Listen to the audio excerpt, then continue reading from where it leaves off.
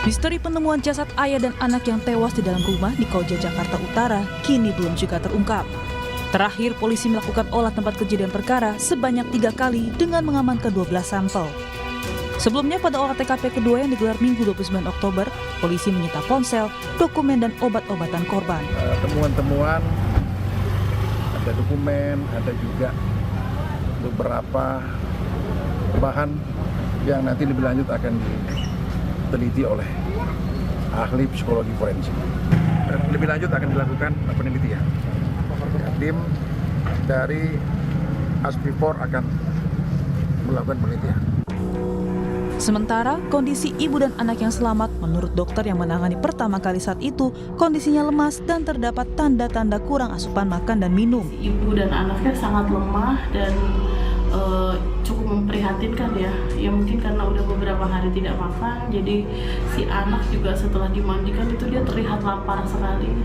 Tapi kalau dari pemeriksaan fisik, tanda-tanda vitalnya bagus semua, kayak tensi, nadi semua bagus semua. Diketahui korban selamat atas nama Hikmah Fuzianti berumur 31 tahun dan anak pertamanya bernama Afida Zakiah umur 4 tahun. Sedangkan suaminya Hamka Rusdi berusia 50 tahun ditemukan tewas bersama anak bungsunya Abid Kushashi umur 2 tahun dalam kondisi yang mengenaskan. Satu keluarga tersebut ditemukan di dalam rumah setelah warga mencium bau tak sedap dari kediaman mereka. Tim Liputan, Kompas TV.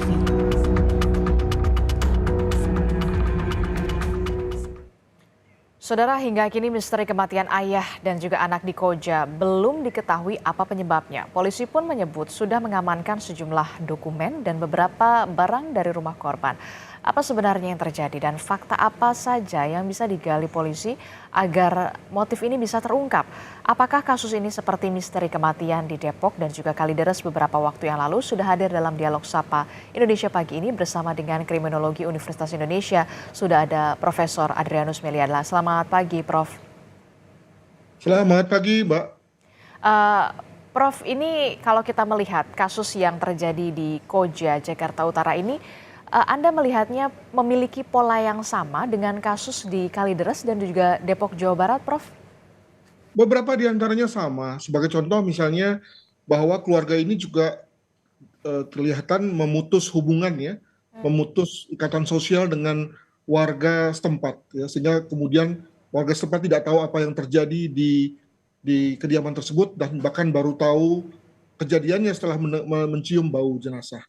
Nah, yang kedua adalah soal mengapa kemudian lalu ada situasi sampai mengering, kelihatannya karena memang anggota keluarga ini ada yang memiliki sakit terminal, sakit berat ya, sehingga sekali lagi dengan ketika dia memutus hubungan sosial dengan warga sekitar, mungkin dengan kerabatnya, maka kemudian yang bersangkutan lalu meninggal dan tidak bisa mendapatkan pertolongan. Apa yang terjadi dengan istrinya? Ini juga menarik nih. Bagaimana dia bisa hidup dengan jenazah hingga beberapa lama, padahal baunya kemana-mana gitu ya. Ada dua kemungkinan. Pertama, mungkin sang istri memiliki semacam ketidaksehatan mental, dan mungkin ini akan diketahui setelah ada pemeriksaan yang mendalam ya. Atau yang kedua adalah bahwa istri ini mendapatkan situasi amat tertekan ya, berada dalam situasi dominan dari suaminya, sehingga bahkan pada saat sang suami sudah meninggal pun ya, tetap sang istri tidak memiliki kemampuan untuk berpikir independen, berpikir otonom, bahkan dalam rangka untuk memakamkan sang suami. Mungkin begitu cara berpikirnya. Oke, tadi Profesor menyebut bahwa memang ada kecenderungan menarik diri dari orang luar begitu, baik itu dari keluarga maupun juga dari tetangga terdekat. Apa yang menjadi faktornya? Yang pertama adalah kalau misalnya kita bicara mengenai orang yang dari sosial ekonomi bawah atau yang sosial ekonomi atas, itu masing-masing memperlihatkan situasi seperti itu. Kalau yang bawah, yang miskin misalnya, tentu karena merasa minder, tidak merasa pantas untuk bergaul. Sementara bagi yang dari yang keluarga atas, hampir sama, yakni tidak merasa bahwa kalangannya, tetangganya, kerabatnya itu pantas untuk berkomunikasi, membangun interaksi dengan dia karena saking kayanya, begitu ya. Yang kedua adalah bahwa jangan juga lupa bahwa kalau kita bicara mengenai konteks di Jepang misalnya, maka ada semacam satu tren baru di Jepang, yakni yang dalam bahasa lain itu disebut sebagai hikikomori kalau salah. Semacam budaya atau tren untuk menarik diri, ya. Bahkan mempersiapkan diri untuk menuju ke kematian, ya. Jadi semuanya disetting sedemikian rupa sehingga kemudian lalu tadi mereka hidup sendiri, senang dengan kesendirian, menikmati itu, ya, tidak mau bergantung pada orang lain, bahkan sampai pada konteks matinya pun juga sudah semacam dipersiapkan. Mungkin itu juga terjadi. Oke, Demikian. Anda melihat ada motif bunuh diri atau bagaimana dalam kasus ini? Ya, tentu bunuh dirinya agak subtil ya. Jadi sebagai contoh misalnya kalau saya sakit terminal, tapi kemudian saya tidak mau mencari pengobatan, nah untuk dikatakan bunuh diri mungkin tidak, tapi esensinya kan masuk tuh, Mbak, ya. Jadi ketika dia tidak mau mencari pengobatan, tidak mau meminta pertolongan, tidak mau minta bantuan untuk dibawa ke rumah sakit misalnya, hanya karena tadi merasa bahwa tidak mau berkomunikasi dengan orang lain, tetap mempertahankan gaya hidupnya, ya, tetap menganggap orang lain lebih rendah, gitu ya. Itu kan sebetulnya sama saja dengan bunuh diri secara esensi, begitu. Oke, berarti Anda melihat kemudian ada beberapa faktor, salah satunya juga tadi yang Anda sebutkan budaya dari Jepang yang kemudian juga bisa menjadi apa ya, bisa dikatakan diduga menjadi penyebab begitu ya? Itu analisa kasar ya, karena kan saya tidak ada di dalam tidak masuk ke TKP. Tetapi kalau melihat dari apa ya, dari omongan-omongan, dari kecenderungan di mana ada orang yang menikmati gaya hidup seperti itu, ya. Hanya masalahnya kan roda hidup ini kan tidak selamanya menyenangkan, tidak selamanya sehat gitu ya. Ada kalanya kita susah, sakit, kena musibah, dan umumnya ketika itulah lalu kemudian support system diperlukan, antara lain berupa dukungan tetangga, dukungan kerabat ya, yang bisa membawa kita ke dokter misalnya, atau paling tidak untuk berkomunikasikanlah bahwa kita mengalami masalah. Oke, kan tadi kita melihat faktanya bahwa memang sang istri ini kemudian masih hidup bersama dengan kalau tidak salah anaknya begitu ya, berarti sempat berdampingan bersama jenazah suaminya begitu dalam beberapa waktu yang lama. Bahkan disebutkan suaminya ini sudah meninggal 10 hari sebelum ditemukan, sementara sang anak 3 hari sebelum ditemukan. Anda melihat apakah ada dugaan keterlibatan orang lain di sini ataukah memang murni yang tadi sempat Anda katakan? Paling tidak seperti itu ya, mengingat tidak ada indikasi minimal dari keterangan polisi bahwa ada pihak-pihak lain di luar keluarga yang masuk atau keluar.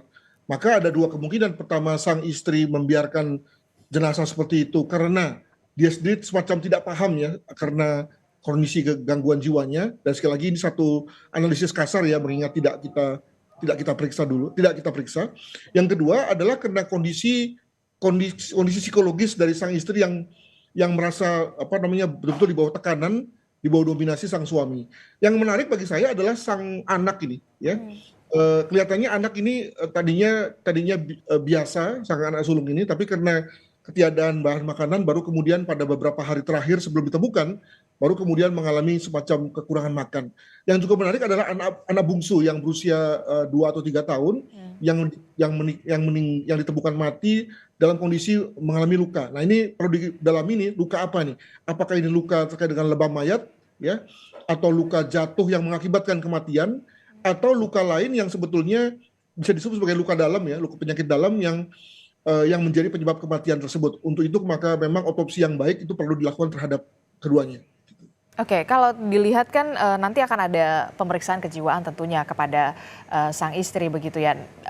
Tantangan terbesar apa yang kemudian harus dihadapi oleh pihak kepolisian untuk mengungkap kasus ini? Apakah juga nanti akan digali soal bisa dikatakan rekaman dari media sosial atau kemudian telepon seluler, atau seperti apa tantangan terbesar dari polisi untuk mengungkap kasus ini, Prof? Saya kira sepanjang TKP-nya itu bersih ya, ditangani dengan tidak jorok gitu ya, artinya tidak semua orang keluar masuk, lalu kemudian ngambil-ngambil, megang-megang gitu ya, itu kemudian cepat atau lambat akan segera ketahuan apa yang menjadi penyebab. Atau bisa dibayangkan lah, hari-hari atau menit-menit terakhir sebelum mereka meninggal, dan kemudian lalu bisa di-establish apa yang menjadi penyebab kematian.